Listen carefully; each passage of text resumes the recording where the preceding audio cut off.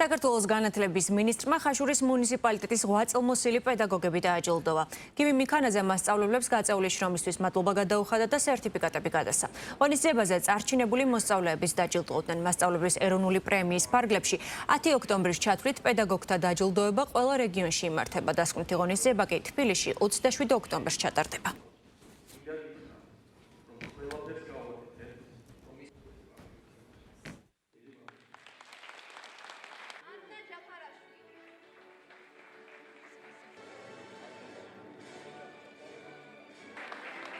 ჩვენ მიულოცეთ გამორჩეულ პედაგოგებს, 5 პედაგოგს, რომელიც შეირჩა მუნიციპალიტეტის დონეზე და გადავეცით მადლობის სიგელები. მათი საქმიანობა არის ყველაზე ეროვნული და ყველაზე დიდ საქმეს აკეთებენ, რასაც ჩვენი მომავალი თაობების ღირსეული აღზრდა ჰქვია.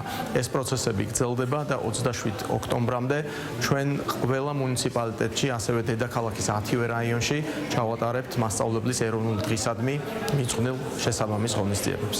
დღევანდელი დღე მნიშვნელოვანია ხაშურის პირველი საჯარო სკოლისთვის. მოსპინძლეთ ხაშურის მუნიციპალიტეტის 8 წელმოსილი მასწავლებლების დაჯილდოების და ასევე 120 ოქროს და ვერცხლის მედალოსანი მოსწავლეების დაჯილდოების საზეიმო ცერემონიალს. ხაშურის პირველი საჯარო სკოლას მნიშვნელოვანი ტრადიციები აქვს და იმედი მაქვს, რომ დღევანდელი ვიზიტი სტუმრების კიდევ ერთი მამოტივირებელი იქნება ჩვენი სასკოლო საზოგადოებისთვის.